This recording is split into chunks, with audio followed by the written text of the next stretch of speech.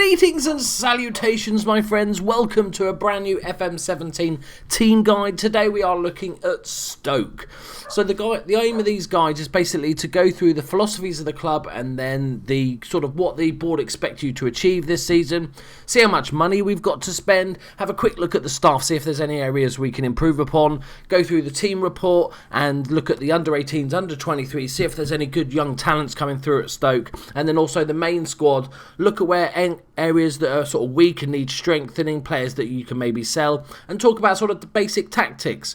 So Stoke have changed a lot throughout the years. Obviously, you know, they were known as a bit of a long ball type team, but in the last few years they've got some really quality players, and I think they're going to be fun in FM17. So let's talk about philosophies. Develop players using the club's youth system. Oh, that's all right, isn't it? That's a relatively easy one. I think most people like doing that. What do they expect us to achieve this season? I'm thinking like mid-table, top half. Okay, top half of the Premiership. I think that's fair enough. 5th round of the FA Cup and 4th round of the League Cup. Now, how much money are they going to give us to make that happen? 9.5 million and 180 odd thousand in wages. That's not too bad. That allows us to maybe get a really good player in, or maybe a couple of youngsters if we've already got a strong squad. But we'll have a look through that afterwards. Quick look at the staffing areas. So they've got quite a big staff. The scouting pool seems quite large, but we're below the average in the league. So I think we'll probably get rid of a few of these scouts, maybe an extra physio or two, and then a couple more coaches. It's not too bad. There's a lot worse in the league, but we definitely need some work on there.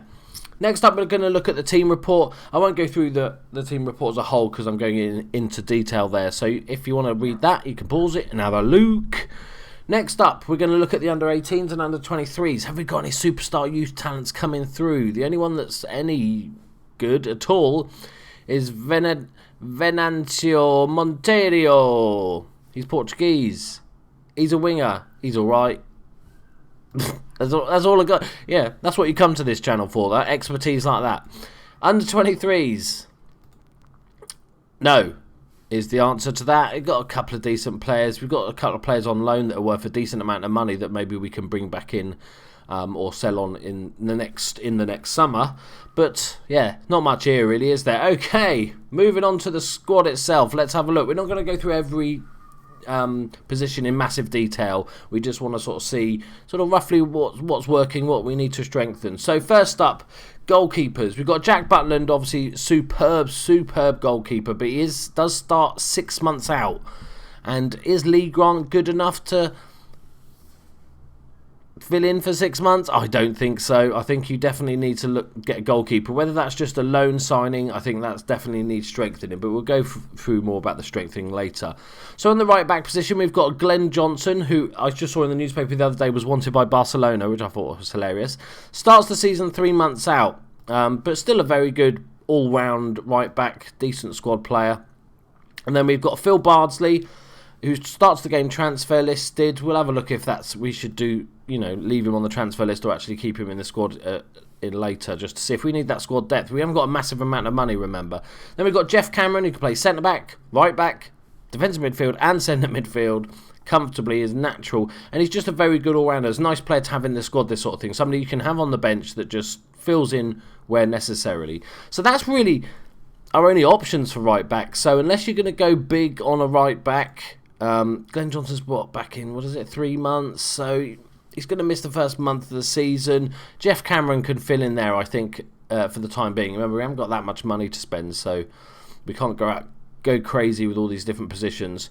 Okay, so the left back position, we've got Mark Munizia, who is a centre back stroke left back, and he's pretty average at both, really. He's a sort of decent player. He's only 24 years old, so it's going to improve. Not that great going forward. Just a decent all-rounder, really.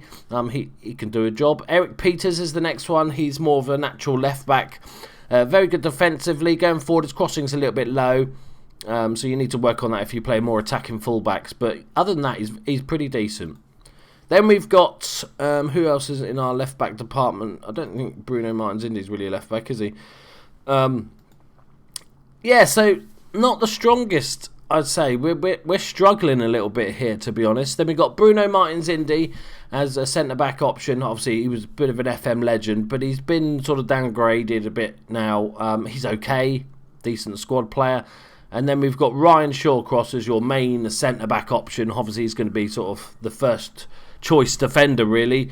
And he's just a very, very solid player. Not the paciest, so maybe not playing offside trap might not be a good idea. Overall, that defence is pretty horrid. I think Glenn Johnson is fine, is great for right back. The rest, and Shawcross and Glenn Johnson, so you need a centre-back and a left-back in reality. You can get away without having the left-back, I think, because you've got Erik Peters and Mark Minizia, but you 100% need another centre-back. Moving on to central midfield, we've got Glenn Whelan, 32 years old now, so he's getting a bit, but he's still a very solid player, a decent versatile player in the midfield. Then we've got the legend, the Welsh Avi, the man, the myth, the legend, who's scoring for fun apparently this season for Stoke, which is really good to see. As a Liverpool fan, I'm chuffed for him because I always did like him. And it's Joe Allen, a really superb player, valued at 19 million. He's got a few weaknesses in his game, but teamwork, work rate's all really good for that central midfield position, which is always important. So I'm very happy to have him in the team. Then we've got Ginelli Mbulla, and he is a French under-21 international, 23 years old. Plenty of time to improve, and actually really good. And he likes playing a roaming playmaker, which not many players do, but he's actually pretty versatile in all those sort of playmaking, box-to-box midfield roles, and he's a very good player. Then we've got Charlie Adam, another ex-Liverpool player. We know he's got a ping on him, and he's very good at set pieces, lacking a bit of pace, which is not too much of an issue in central midfield, but still a decent squad player. Then we've got Stephen Ireland, who starts the game out for 9 months. Okay, so he's pretty good if and when he ever comes back and gets fit. And then we've got Oliver Shenton, who is our youngster, 18 years old, decent prospect. I don't think he's ever going to be a world beater. I think it's just to fill out the squad, really. But overall, central midfield, pretty strong. Then we've got, on the wings, we've got Ramadan Sobi. I'll probably murder that name. Egyptian international, 19 years old. This guy looks really quality. I think he could become a really, really good player. You need to sort of work out where you want to position him and train him from such. He's got, 17 dribbling, 17 flair. He's actually a pretty decent player. He's not a winger. I think I probably would play him in the hole. His crossing's poor. His finishing's poor. Like an advanced playmaker, I think, is probably his best bet, but then even his composure, he's got some weak points, let me tell you that. If you whatever position you decide to use him, you need to actually get some individual training, get him some game time, and try and improve those stats, because there's some holes in his game, let's say. Then we've got the little fatty Xherdan Shaqiri, and he's obviously a superb player, plays as that inside forward on the left, or you can play him as a winger on inside forward on the right, winger on the left, or behind the striker. One of the best players at the club. Not too much needed to be said about him. Jonathan Walters is a really sort of solid squad player, 32 years old now. There's no point really selling him because you won't get that much money for him. So he can play up top, but his technicals aren't great, but his mentals are fantastic. But he can play on this right-hand side as a Ramduta. I bet you don't even know what that is. I don't really know what that is. But he's very good. Just don't expect him to score that many goals if he is playing up front. But a decent squad player, you know, in the cup and stuff like that. Then we've got Mamadou Diouf, 28-year-old Senegalese international, 3.5 star, really pacey player. Again, technicals let him down quite a bit there, but he's got decent mentals. Play him on the right or up front. Then we've got Marko Arnautovic. I think Stoke. I don't know where Stoke. Does Stoke use him on the left? I can't remember. But he's a very, very good player. He's 2-footed as well, which is just so nice. I'm playing him on the left. I think I'm playing Xherdan Shaqiri on the right. Arnautovic on the left. Superb player in the squad. And then we've got Ibrahim Afili, who's out for 6 months to start the game. 30 years old now, so he's going to struggle, I think, once he gets back in. That 6 months out is really going to hurt his attributes, but still a very good squad player. Then we've got Stephen Ireland, who we've already talked about. And then the more up-fronty options, we've got Bojan, the Barcelona wonder kid, once upon a time. Plays best behind the striker, but can play up front as well. Not the best finishing. Composure is lacking for a striker. But behind the striker, really nice. And then we've got Julian Boyd, 18-year-old, pacey. He's not very good at football, but he can run really fast. Great.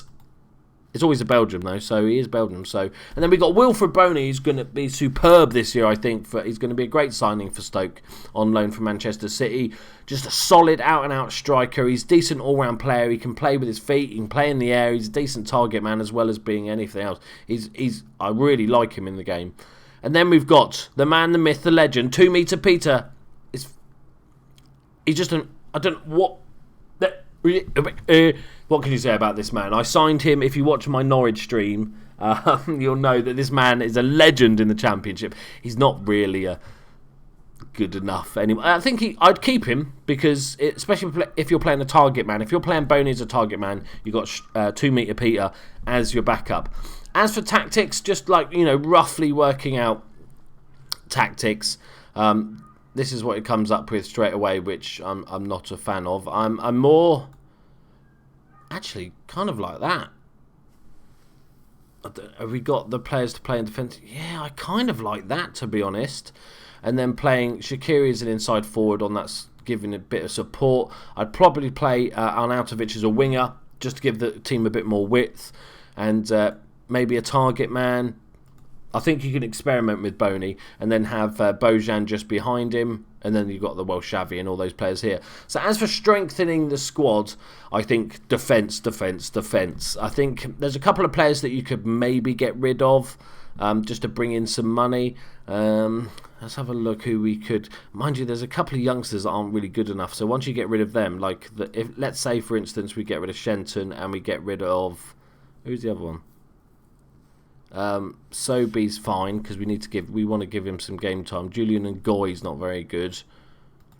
I think you're forced into playing sort of one up top. You could play those. There's a few players that could play up top, but not really. They're more filling in. I think for me, I need a centre back partner for Ryan Shawcross. Number one goal by a mile is a centre back partner, and maybe even another lone player just to fill out this defence. We've got a few injuries. We've got a few dodgy-ish players. Central midfield and the wings, pretty much okay. And up front, if you're just going to play one, pretty good. So get a defender, I think, is the message of the day. There you go, guys. Hope you liked my little mini guide to Stoke. Let me know if you're using them in the game and what signings you've made or what signings you will made and what sort of tactic you played. It really helps out all the other people that are watching this video. Thank you very much for watching, guys. Please hit that like button. Subscribe if you're new to the place for all sorts of guides and let's plays and all sorts of stuff like that. And I'll see you in the next one. Bye-bye.